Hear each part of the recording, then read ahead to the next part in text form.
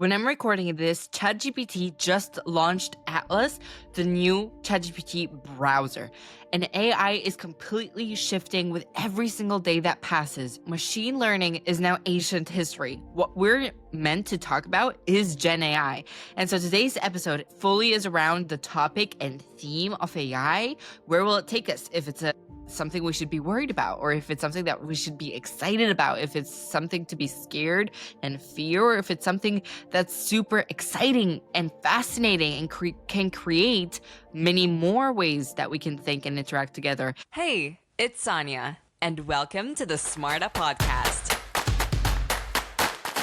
Now, the top 3 things that you're going to learn in today's episode is number 1, AI can change for the better. And you're going to see Bryan have a super excited attitude towards where we're going to be going for the future. Number 2, some things will always be human. We're never going to lose our human touch. And to learn more about that, you're going to have to listen until the very end of the podcast. And number 3, AI will be value amplified in whatever you do. So with that being said, let me introduce a little about who Bryan Reimer really is. Dr. Reimer is a research scientist at the MIT Center for Transportation and Logistics and the MIT Age Lab. And he's one of the leading global voices shaping the future of mobility, automation, and human-centered AI. Now, Bryan has dedicated his entire career to understanding how people and technology interact, from automated driving and electrical vehicles to attention support systems and AI ethics. Founder and co-director of 2 major MIT initiatives, the Advanced Vehicle Technology Consortium and the AHEAD Consortium, and has authored more than 300 publications influencing both public policy and business strategy. He's appointed by the U.S. Transportation Secretary Pete Buttigieg to the Transforming Transportation Advisory Committee, where he serves as Vice Chairperson of the AI Subcommittee. And Bryan continues to push forward the collaboration between industry, academia, and government to make emerging technologies both useful and safe. In his book, How to Make AI Useful, Moving Beyond the Hype to Real Progress in Business, Society, and Life, co-authored with futurist Magnus Lindqvist, he explores how AI can move from buzzword to real-world impact, improving safety, sustainability, and human life. Now, Bryan's work reminds us that innovation is not just about smarter machines, it's about a smarter relationship between humans and technology. I'm truly excited for today's podcast, so here it is. Dr. Bryan Reimer, welcome on the SMARTA Podcast. Glad to be here. I am truly excited for this episode because it's one that will become ever so relevant in the coming months, in the coming year, as we're just into the beginning of 2026 now. You've spent over 2 decades studying how humans and technology interact. Where I want to start you first is, what do you think are the top 3 most important takeaways that our listener today won't want to miss? So I think if you can think about 3 takeaways from how to make AI useful, it's first and foremost, AI can change us for the better. A little technology and a little human expertise combined together can do wonderful things to make our lives easier, safer, and more productive. Yeah. Second, some things are always going to be human. You know, whether it's the movie, The Terminator, or lots of other illustrations of AI gone wrong, I don't think that's something that we're going to have to worry about. As long as we put appropriate guardrails in place, we're going to keep some things that are always human, because quite frankly, some of us want to sing, some of us want to paint, and some of us want to do lots of other art that are the things we enjoy. And those things are always going to be something to come home to, and prefer my side as a home-cooked meal. AI's biggest value is really in amplification. Like the electric guitar, like the computer, the smartphone, and even electricity. The biggest value of AI is helping people do things they were going to do anyway, but doing them only better. So as we look to the next decade of artificial intelligence having a larger and larger impact on our lives, how we live, how we move, what we do, the real key is beginning to think about how AI can work as an amplifier for what I want to be. And for those of us who have dreams and want to succeed, AI can become an enormous amplifier. For friends that we know of that want to get lazy, yes, automation complacency, a big term, our ability to get awful lazy when things are automated is going to be a big discussion point, an area that we're going to have to get our guardrails around. I love those.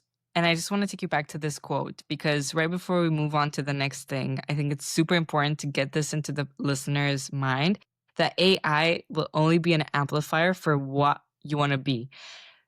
I think this is super important to tackle because there's a lot of talk and worry about AI taking over the workplace culture.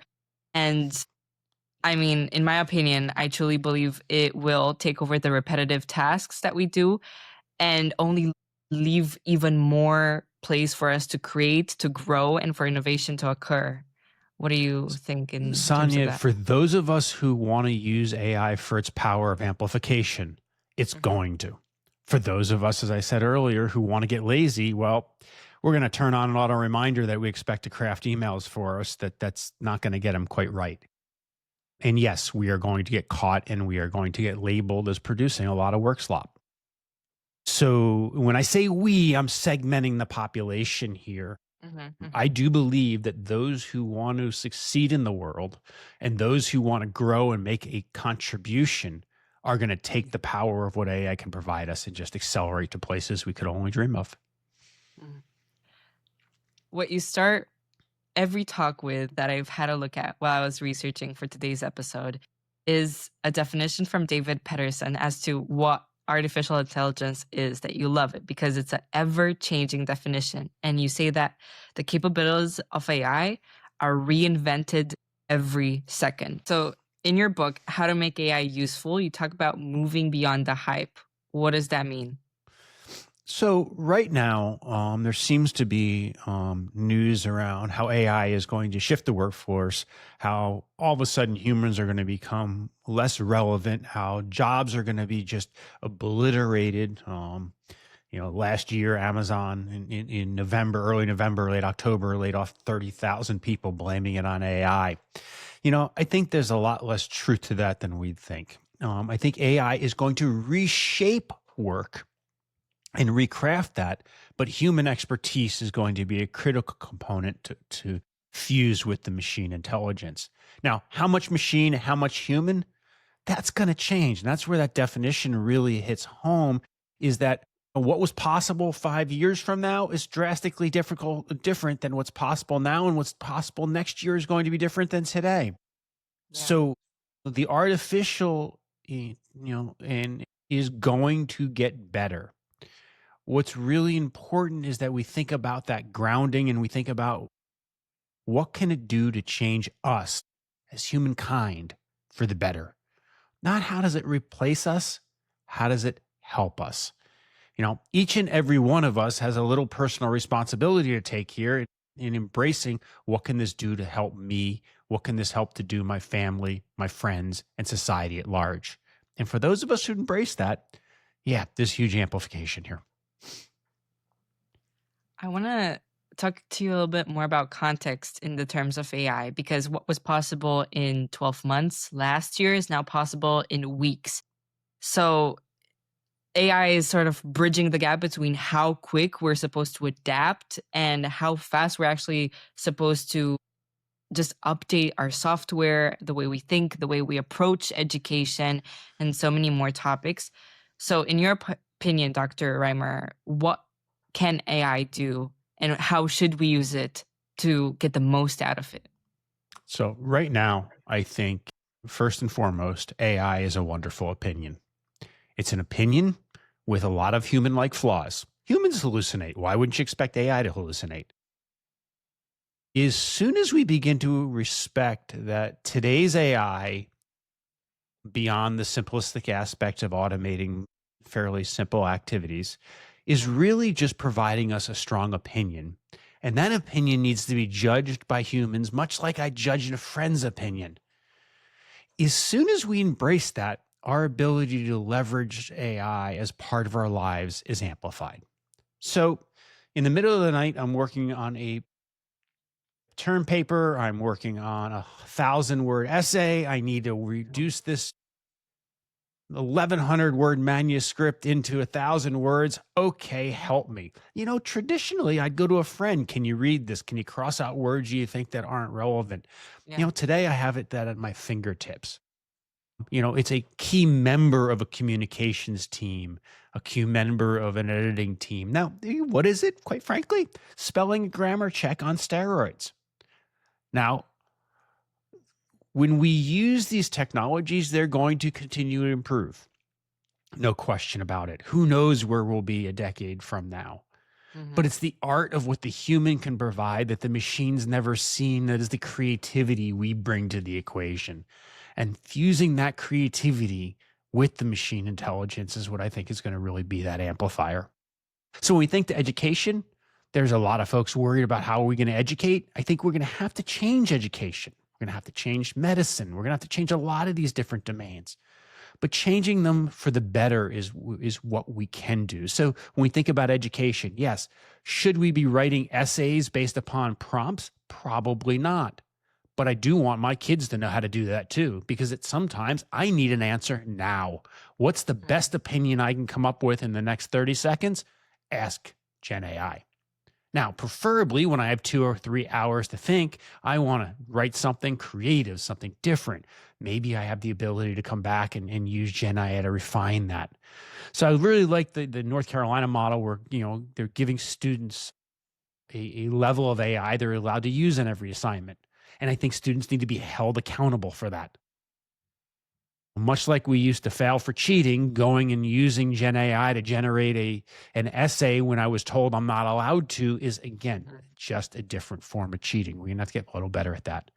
But in the educational side, it's amazing how much we could democratize information, how much we can begin to develop personal tutors, how much we can begin to support each individual at their need level. Quite frankly, a tutor in the middle of the night is something that really would help a student studying for an exam. And that's something that we'll be able to provide in the distant, not so distant future. So when we look to these different domains, we got to think about what do we want from a human? What do we want support from AI? I'm sorry to say, I think we're going to still probably want to go to doctors and teachers for their presentation with human-like characteristics, but we want them probably supported more and more with AI in the background. So you go to the doctors, you have something wrong, you're looking for that human touch, but you're hoping your doctor doesn't just generalize based upon a couple symptoms, their own understanding what happens. Maybe those symptoms are checked through a background system that says, hey, did you think about the 1% chance it could be this? Maybe you should order test A, C, or D. In terms of the educational side, yeah, teachers and lectures should be improved through AI. Okay, you bring a set of slides to an artificial intelligence system. My average student is 18 years old, studying for XYZ, trying to help tailor that content, no different than they should have probably gone to a colleague to ask for that advice in the past. So lots of different ways to use this to amplify and hone the level of information we're looking for. So what's important here is I think our expectations of what to look for are going to increase as well. So as we start to look at more and more professional emails that have been honed with AI, okay, the status quo is not going to be sending around slop. Yeah. So I think that those who say, I'm going to ignore this, they're going to be left in the behind. Those who say, I'm going to figure out how to embrace this most effectively are going to accelerate forward. Again, always looking for that human creativity component built in. And I look back to myself 3 months ago where I would tell myself, no matter how challenging and how many diverse opinions I get on AI, I know that the human connection is only going to become that much more prominent in everything that we do. And we'll look for more soft skills now than we did hard skills back in the day. Sonia, I think that's a really good observation, is that the soft skills are just going to explode. The hard skills are going to fade into the background like electricity. Your book is structured in 3 parts: wow, whoa, and grow. Can you talk to me more about the maturation phase, the challenges and limits of AI, and why you decided to structure it like this, and truly why it's so important for any young person to read? So first of all, let's start with the, oh my God, wow. Look, that's a little where we have been and a little where we may still be, but we're starting a little transition beyond that is what can AI do for me? Oh my God. So first of all, it can automate simple things today. It can sort through my inbox. It can do lots of simple activities as part of what I jot through online or a smartphone, whether it's feeding, simplifying, and how it triages photos or my schedule. So it does do a bunch of things. Okay. Automation 101, very simple. It's got creative characteristics. AI is building music, painting pictures, writing new essays and information that's a fusion of what it understands from the past. Whole question about copyright is what AI is generating truly new. But the real power is AI as assistant. AI helping me do things more effectively. Yes, although it can automate sorting spam from real messages, the reality is over the last decade, yes, spam screening has gotten better, but I always find a nugget or two of important information filed away in my spam box. That's the human side of going back and working collaboratively with the AI and going to find that nugget as opposed to the AI just automating it into oblivion. Yeah. So as we wrestle with what AI can do, and I'm a big fan that it's the amplifier effect to supporting us, we begin to question, do we want this? Should we allow this? Should society just allow AI to have access to every piece of information out there? And to a lot of folks, we're human. We evolve over time, over generations. AI changes really quick. So are we going to let AI change us fast enough is a real fundamental question. Societies are built to limit change. Policy, don't take the risk. Whether that's academic or corporate structures, looking to preserve as opposed to looking to reinvent. So as we need to perhaps unlearn as much as we relearn in this new age of AI-enabled life, we need to be thinking about how we as humans need to change and allow the AI to integrate and expand what we can do.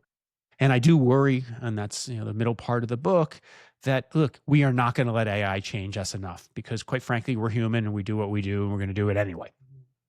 And I think that's where the lost potential risk is.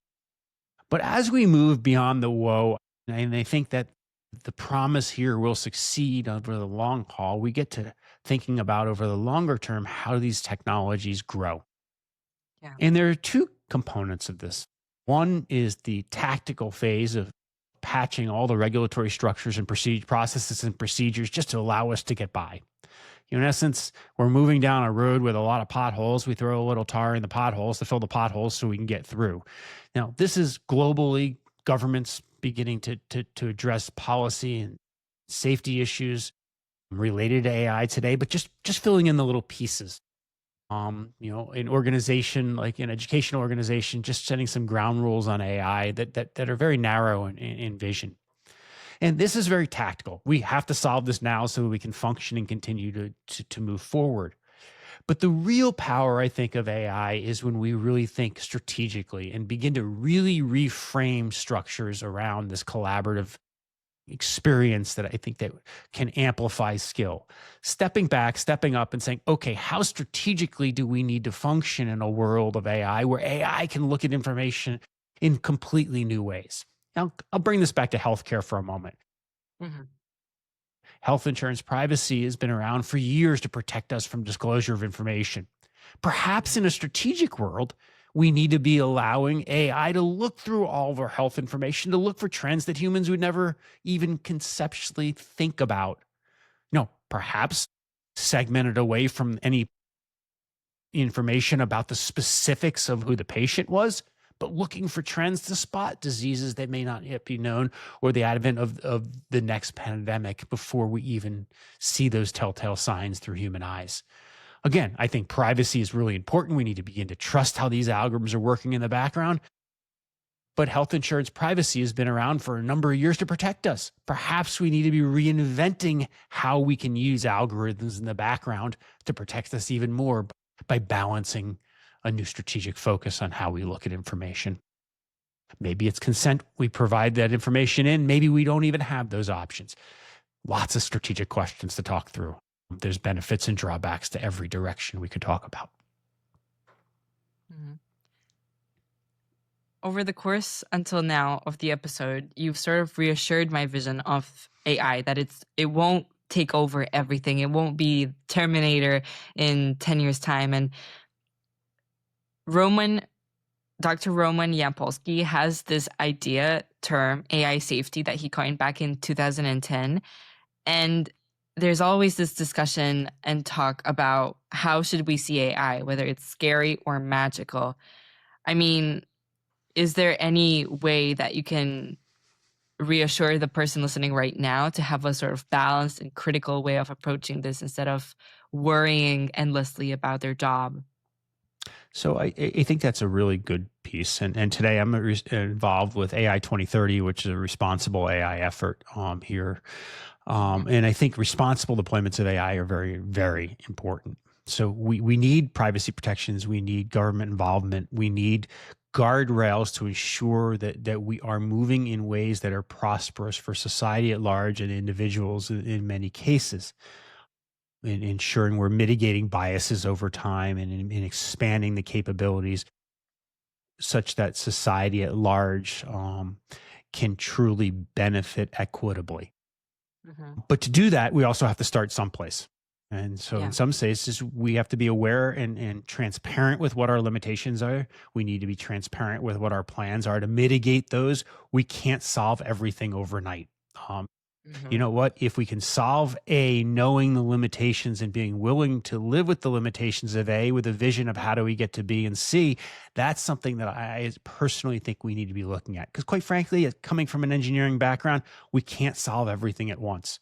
So lots of folks out there thinking about, well, we can't do this unless we can solve it all. Well, that's not going to help society at large. But we do need to be transparent about what we can do today with what's in our hands and how we can move forward from that to ensure we are moving towards more responsible uses of AI, to ensure we're imparting equity across society, we're developing more sustainable architecture, and the like. So I think this is very much a growing challenge to how do we as humans begin to work and live more effectively with AI around us. You know, the fear of the workplace changing. No, we need to embrace that some of the skills we learned decades ago aren't going to be as relevant in the future, but there are new skills that are going to be critically needed and created. You know, technological transformations over time have created more jobs than they've replaced. Sure, we may not be driving the same way, but the amount of folks in the background cleaning cars, replacing sensors, calibrating sensors, working on back-end operations, you know what? The employment opportunities there, we just don't even know about yet. So we can think about electric vehicles, and lots of people have talked about, well, how, what are the jobs going to change when we have to repair electric vehicles less? Well, the charging infrastructure is creating a whole new set of jobs about the maintenance of the infrastructure. So there's pluses and minuses, reskilling and retraining that's going to have to be all around. So we saw earlier this year, I should say later last year, 2025, we saw that, lots of folks dropping computer science as a major because, the AI is going to do all the programming. I think that's short-sighted. We're going to have a need for computer scientists. They're just going to be doing different things than traditional software engineering, the old-fashioned way. Heard a statistic not so long ago where in one company developing safety-centric systems, that AI was actually creating about a sizable increase in work related to software development. In essence, as you use AI to program, you end up having to go back and find, undocumented features in ways that almost takes longer than doing it yourself.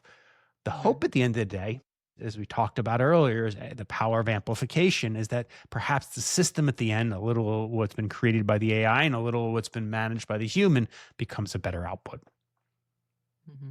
I want to stay on that theme of transportation for now and take you back in time to an interview from Affectiva that you did 7 years ago. where you said we will move to a highly automated space, and that question is not if AI is coming, it's when. So you already knew that AI was a thing back 7 years ago, which is fascinating. And lately, automated vehicles have been becoming more and more popular and closer to actual reality. What do you think the transportation world will look like when the teens will become adults? So for the foreseeable future, I think that the pilots associated with highly automated driving in a number of cities throughout the US will hopefully continue to expand slowly. But I don't think they're going to really reshape how we live and move to any extent over the coming years. It's a decade, 2, 3, maybe 4 or 5 away before there's really power in automation that can really change how we live and move. And part of that at the end of the day is even rideshare is such a small percentage of the vehicles miles traveled in the United States, and in some of most of the rest of Western world, that moving from Boston to New York City via a rideshare vehicle or an automated taxi makes no sense. Public transportation or driving the old-fashioned way are going to be the vast majority of miles. But interestingly enough, I've been, kind of one of the folks in the highly automated driving side says, look, highly automated driving is the future. There's no question about that. 100 years from now, we will live in a very highly automated ecosystem. But I think that the question really becomes where, when it actually becomes a mobility choice that actually is economically viable. I think that right now we are seeing pilots that are being fueled by capital that's not sustainable. And I'm not sure that the economics of the system really work. So there may be some pullback before we see some acceleration. To me, the real value in automation and driving is driver assistance. That's both from the active safety system, cars stopping when there's a collision imminent, or also features like GM Super Cruise, Ford's Blue Cruise, or even to some degree, although I'm not a fan of the development process, Tesla's autopilot. But those systems need safeguards, and that's an area of driver support, which another whole thread of my work over the last several decades is focused on. We as humans are terrible overseers of highly automated systems, so we need support in new and innovative ways. So I think we need to really refocus where we're deploying our resources from trying to automate the driver out of the cockpit to how do we use automation to support the driver more effectively in their role. We as humans make instinctual decisions on impartial information and do incredibly well at that. Automation and AI are not quite as effective there. So I'm a real firm believer over the long haul, automation wins, but it's going to be a lot slower process than many would like. So really cool vehicles traveling around lots of cities, taking up some of the rideshare network. But at the end of the day, someone's paying a significant premium for that mobility option right now. And I think it's many years before that premium is lower than the subsidized Uber or Lyft drivers that it's trying to replace. And I say subsidized because for those of you who are out there driving rideshare cars, you do realize that at the end of the day, what you're getting paid is often less than the costs associated with vehicle depreciation, maintenance, et cetera, and a fair wage. So it's quote unquote a marginally subsidized transportation system. High tech is not cheaper than low tech most of the time. We've touched upon soft skills before. I want to take you back to it. And in the world of innovation, ask you what skills should young people today develop in order to thrive in a world where AI will take part of mainly all of our actions? So I think that in terms of soft skills, it's really learning that leadership becomes more of observing, more of sharing, more of building trust in the information. I am distilling versus the machine has distilled. So taking ownership and responsibility of the decisions, the blame-based culture that we live in, whether that's in driving, in accidents, it was someone else's fault, or it's in business and society today. I mean, lots of cases where lots of individuals just are not taking ownership. And I think that continued blame-based culture needs to be checked, because that's, the ability to use AI to decipher through a million emails to understand and piece together things that would have taken years of investigative work to find the patterns of our blame-based society are things people are going to be doing in the future. So I think personal ownership, personal responsibility, initiative, are all the types of soft skills. Leadership is a big one that are going to thrive in the next generation of workforce. So those of you who are out there who are taking leadership, owning, I want to learn, I want to succeed, I want to excel, I am going to be a better person, I am going to take ownership and responsibility and become a trustworthy component of the system, I think that's what's going to really succeed. EQ a lot of times over IQ would be a way to think about that. Not necessarily perfectly, because we're going to need a lot of high IQ people out there as well, thinking about how these new systems fit in. But, we got to remember that most AI failures aren't technical. They're human, which means the soft side of how do you fit these technical components into life is going to become more and more important. I want to ask you about, as you've been part of the U.S. Transportation and AI policy boards, how can young people today play a role in this whole AI and shaping the rules of tomorrow, even if they're not had a background in engineering, for example? Look, I think transparency is king to me. Transparency builds trust. I am a big believer that we need to expect from those developing and deploying technology, from our governments around us, transparency. You know what? The truth sometimes does hurt, but it's easier to deal with now than it is to find out later on. And if we can build trust in the systems that are around us, we can begin to understand where this works, where this doesn't work, why it works, why it doesn't work, and begin to trust that opinion more effectively.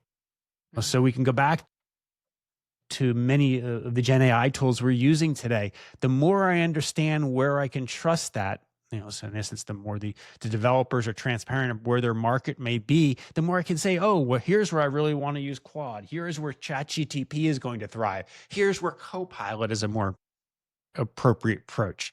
Again, there's no one size fits all. And I know each of these organizations is going to be fighting for market share, hopefully not too fast advertising dollars.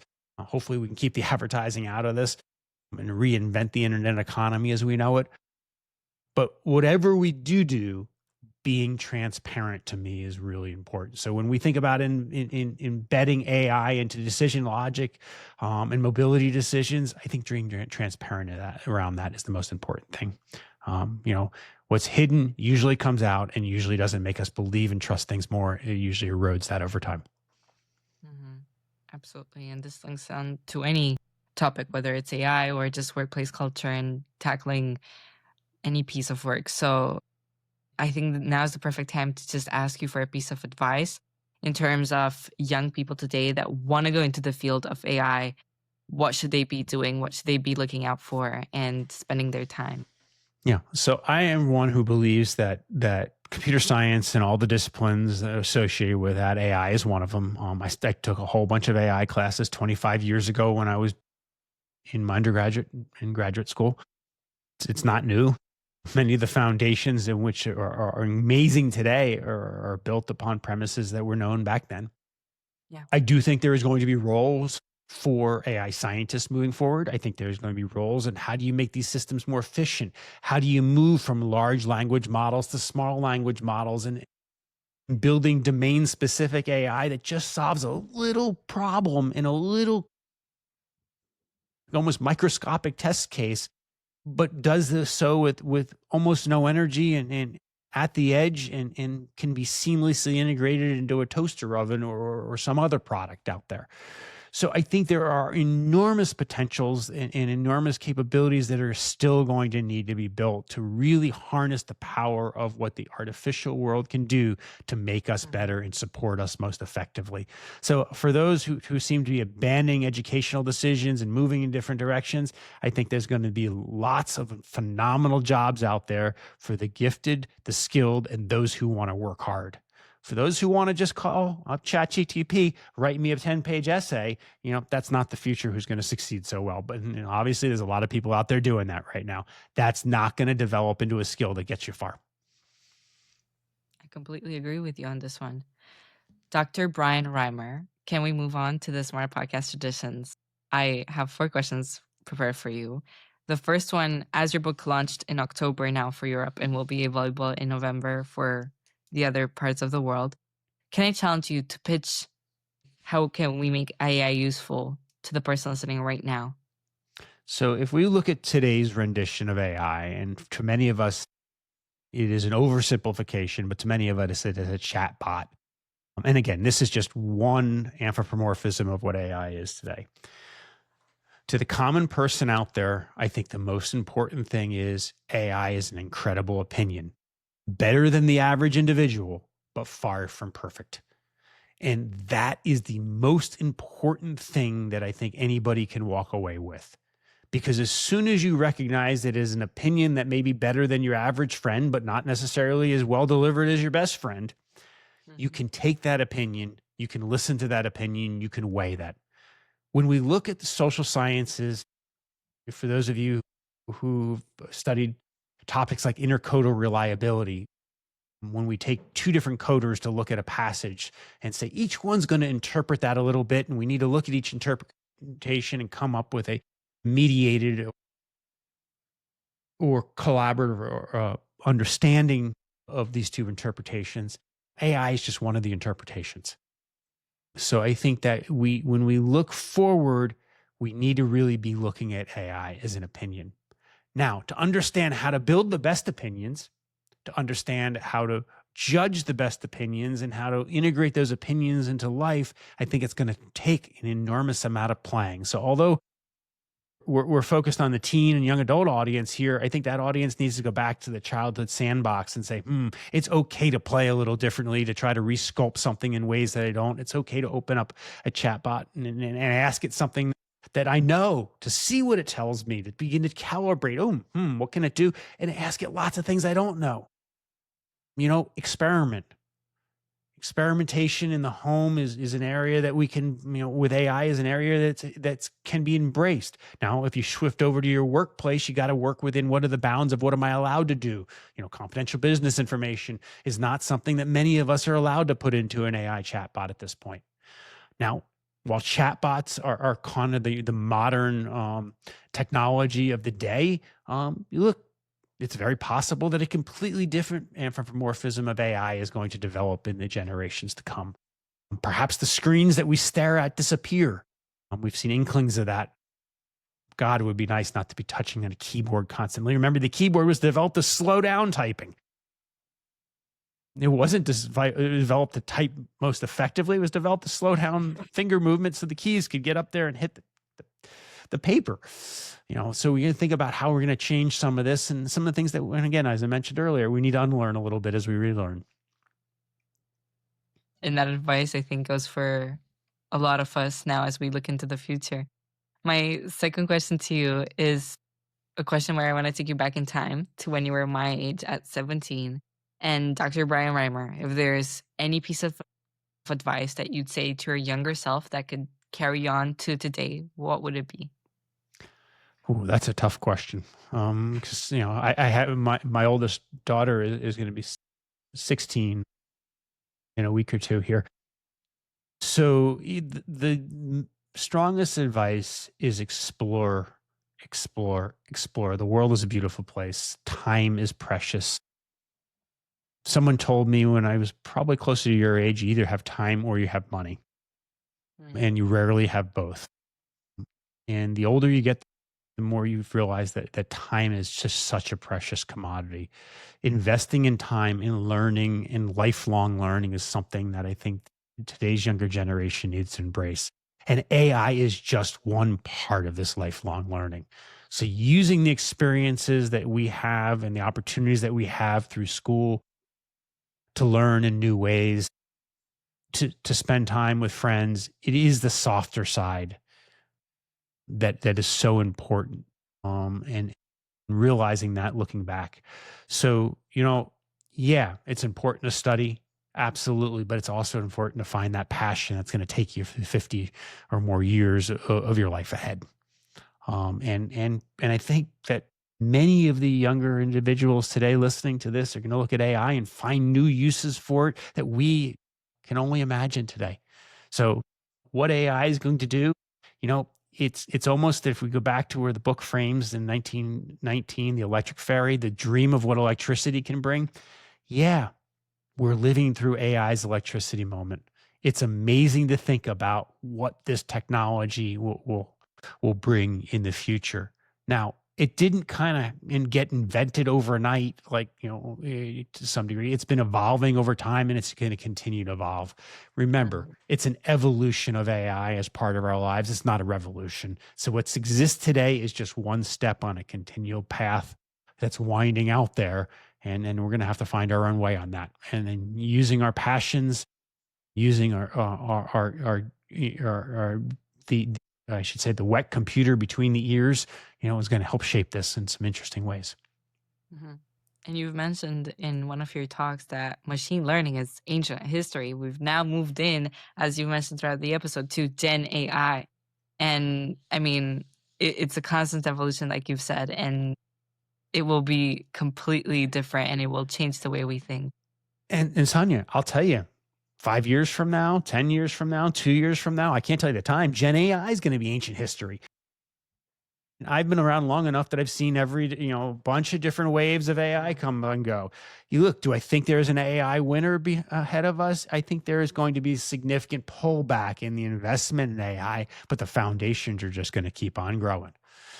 So we may invest less in research, we may invest less in server farms, but the foundations here are just going to continue to evolve. And what is hot today and the technology of the day, it's be ancient history. I remember when deep learning was the answer to everything, just like Gen AI is the answer to everything today. And we will forget about what Gen AI is a decade or two in distance. It'll be something that if you could predict that, you shouldn't be listening to this podcast. You should be investing in Wall Street. Yeah, I think so too. And before, when we were in the green room, you've noticed my large bookshelf. So my third question to you now is in the world of literature. Bryan, what do you think would be, off the top of your head, your top 2 books that changed your perspective in life? Malcolm Gladwell's book, The Tipping Point. And I do think, the repetitive learning of continuing to, those who invest and invest and invest find value. So and then something just happens. So, the tipping point to automation in the car to me is nothing to do with what we're talking about today. It's just a simple thing of transmission, automatic transmissions and power steering. 7 Habits of Highly Effective People would probably be it. Again, but it's hard. There's some good ones out there.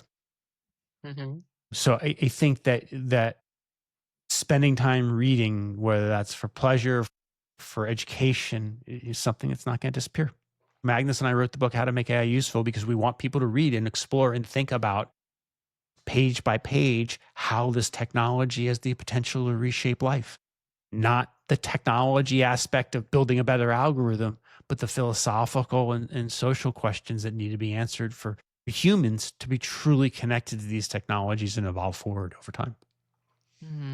Absolutely. And whether we will move from paper medium to online or Kindle or digital, it will be there forever. And we need to keep just being a lifelong learner, as you mentioned. Yep. Lifelong learning. I mean, look, we work within the Center for Transportation and Logistics Age Lab, where a number of my colleagues are exploring the new economy of old age, where we have a decade or two of longevity beyond what our grandparents may have had. And that time is all about, what are we going to learn? What are we going to make prosperous? And I think it's really important, even when we're in our younger years, to be thinking about savings for retirement, thinking about how we're going to learn, not for the first 2 or 3 years of my career, but for the many decades that my career is going to transition across. I'm a unicorn. I've been working in the same general areas for 2.5 decades. That's not traditionally true anymore. Most people are changing their careers mid-year, trying to do something different. I'm blessed by sitting a little more on the academic side, where, the same fundamentals, studying the complex relation between humans, technology and policy evolves in different directions, as we talked about, done a lot of work in driving, but here we're talking about AI, which is really the predication for advanced driver assistance systems and automated driving. Very connected in one sense, very different in another sense. Mm-hmm. Completely true. And I started the podcast with you talking directly with the person listening. I want to finish it in the same way. So, Dr. Reimer, if you would like to leave an end message for the person listening right now, what would it be? The message that I would like to leave is very much aligned with where we started. Mm-hmm. AI has incredible potential to change us for the better, but we as a society need to embrace where this makes sense today, think about where it's going to make sense tomorrow, evolve and envision where it's going to make sense generations in the distance. Mm-hmm. We need to look at how we are going to co-evolve with computers and artificial intelligence. To me, it's much more of a co-pilot than an autopilot. I'm not looking to automate everything out of my life. I'm looking to evolve with the machines, much like the personal computer has evolved over the last several decades to be part of my life. I couldn't imagine the days and years back to a typewriter. But we have to work together collectively to reinvent what we want invent what we want the future to become. We have to unlearn a little of history. We don't want to forget about history, but we need to unlearn a little of it to imagine what we want life to become. The better we imagine, the more transparent and trustworthy we frame it, the more I think that AI's real power is going to be in amplifying what humans can do for the better. Dr. Bryan Reimer, thank you so much for being on the SMARTA Podcast. I'm truly excited to see where AI will take us in a couple of years' time. Sonia, thanks very much for having me. If you enjoyed this episode, make sure to double check that you're subscribed because my guest list just keeps getting bigger. And leave a 5-star review because that's what keeps helping me scale the podcast and bring amazing renowned guests to you that are sharing amazing wisdom. With that being said, I'm Sonia Marta. This was the SMARTA Podcast. And if nobody told you this, I want to be the first to tell you that I believe in you and your ability to create the life of your dreams.